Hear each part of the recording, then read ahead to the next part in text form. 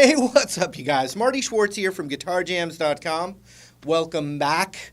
Got a nice classic rock one for you today. Also, I have some bonus blues licks in the famous style of.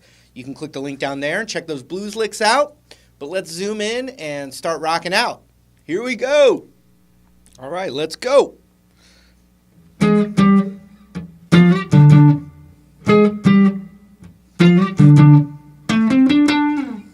So that's the first thing I'm going to teach you. And basically, it starts with octaves, meaning they're the same note, an octave apart. So we're going to put our ring finger on the 13th fret of the G string, and then our index finger is a whole step lower on the A string, the 11th fret. And you theoretically should be able to strum the entire guitar, but only hear that note and that note. And how do you do that? Well, you do it by the index finger and the ring finger hitting their target notes, but then letting the rest of the finger mute the other strings. How do you mute the low E? The tip of my index finger is just touching it. So in some ways it's simple, in some ways it's difficult. It's not something you're going to get overnight. You just want to keep doing it, don't avoid it, and it'll get better. It'll work itself out. But so whatever note you're playing on the G string, your index finger would be a whole step lower and a string across. So we're going to go like this. So we do 13 to 12, and that would be 11 to 10. Okay, then we move that whole shape down a whole step, so that'd be 10, and that would be 8. Sorry, here we go. Then we're going to do it once, and then once a whole step up, like that. When you put it all together, if you looked at one finger, if you looked at this finger, put them together. Then we scooted up a string, so now ring finger's on the 12th fret of the D, and index finger is on the 10th fret of the low E there. And we hit that twice. When you put it all together,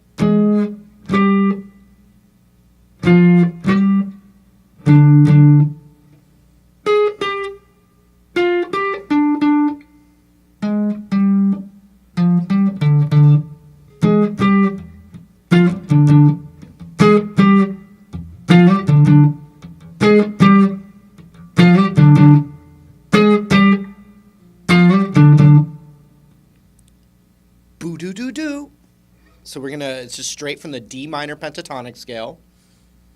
Ring finger starts on the 12th fret of the A string. Then we go to the 10th fret of the D. And then bum, bum, bum, 2 times on that 12th fret of the D string.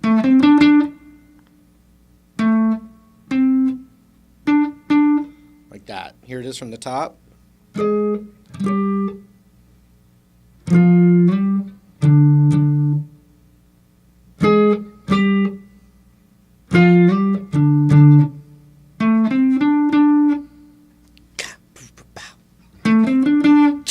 Dig this.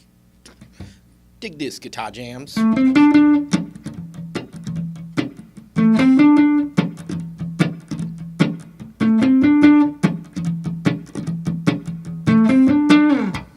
To your fire. Oh, kick it off. Okay, now we need the next section. This section, when you just play it on guitar, it doesn't sound as cool without the bass and drums. The bass is doing this really cool bing bang do ga do do do do do do do ding dang do ga do dong ga dig dig. You know, it's really grooving, and the chords are kind of more holding out. Dun dun dee da da da da dee da da. I'm going to show that to you, but just keep in mind the groove is the rhythm section on that part.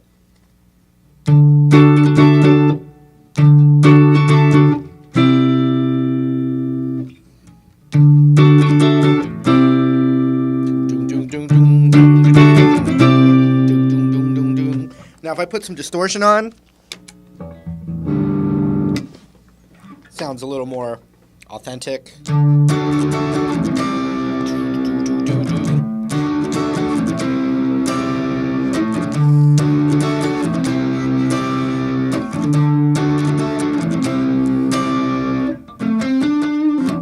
So check this out.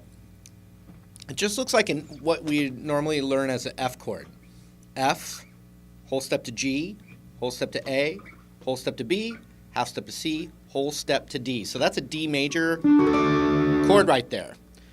Get our thumb to hit the 10th fret on the low E, which is the root D.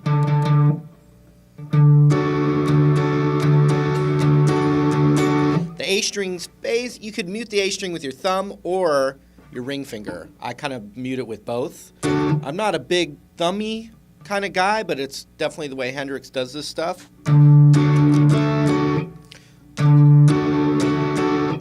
And you're holding that, and you're just going to add your pinky up to the 12th fret of the high E, and this would become D9. D add 9.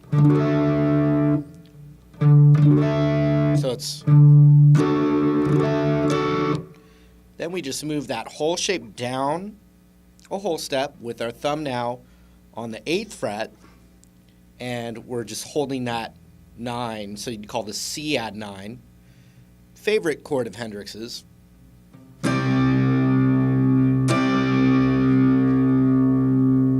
And you let that one ring out. So this one's like, and then this one's like that.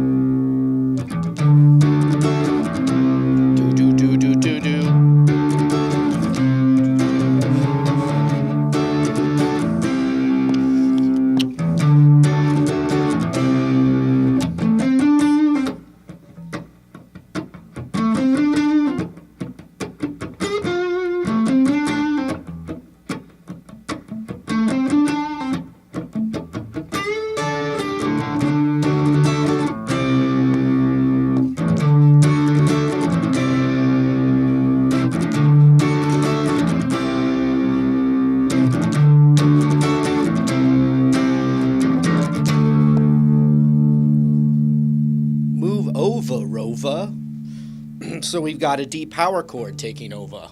10th fret, 12th fret. D5, D power chord.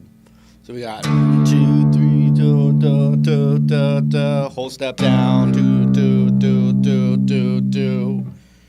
Then we go to the 5th fret, A power chord. 2, 3, 4, 1, 2, 3, 4. Then we go up, back up to the one right before it. So that's the 8th fret. Okay, so that's a little bridge before the solo. Now the solo is interesting. It's doing the same thing as the chorus, but up a whole step. So it starts on the E now.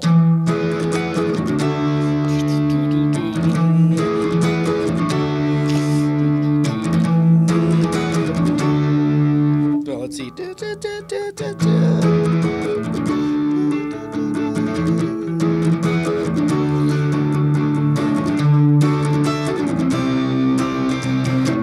I mean, it's doing the same thing up a whole step and then back down for the solos, but it's really more the bass doing it. And there's just some cool stuff that's kind of in the E pentatonic for that beginning solo part. You can do something like this. You're going to bend up that 15th fret and back down. He's doing lots of that.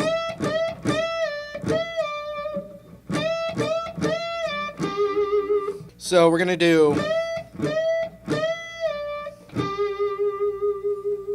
so we're doing this bend on the B string, and then we're rolling over to the 12th on the G. And then the same thing. And I'm doing like a hammer-on pull-off between the 15 and the 12 on the B. And it's just messing with stuff like that.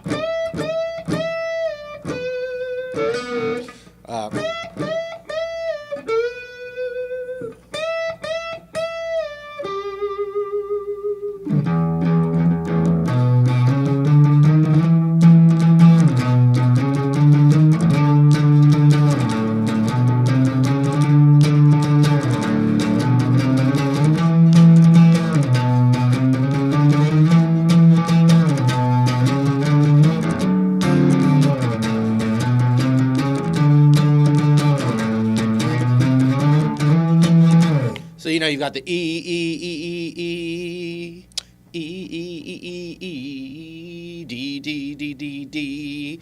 And you could even solo over the E part in your E pentatonic. And then down.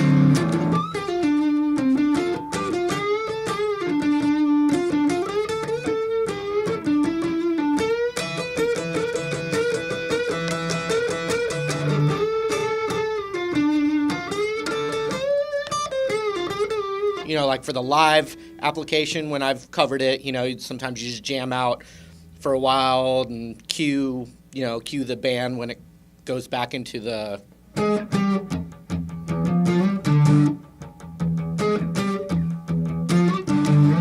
You know, that kind of thing. So, lots of just pentatonic stuff that's going on there between the E and the D. All right, let me play the whole thing from the top.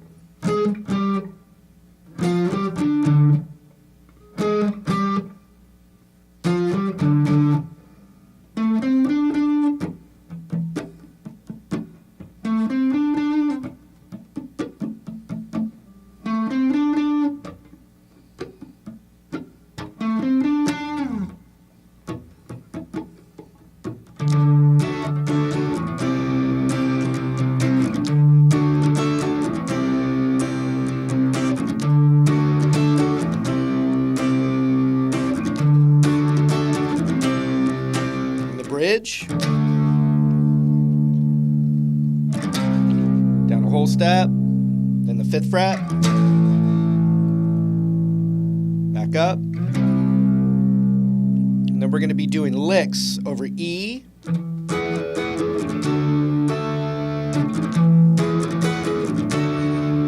then over D,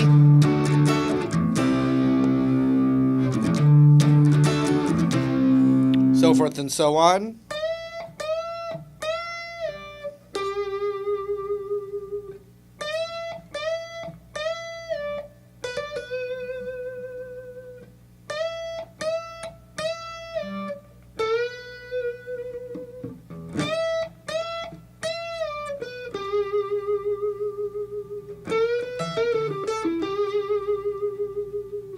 And that should get you through. You know, if you're adventurous, you know, start jamming it. All right, hope that helped you. Remember, I've got some bonus blues licks that can go right along with this tune right down there. Thanks for hanging out with me, and I hope to see you in another lesson real soon. Take care.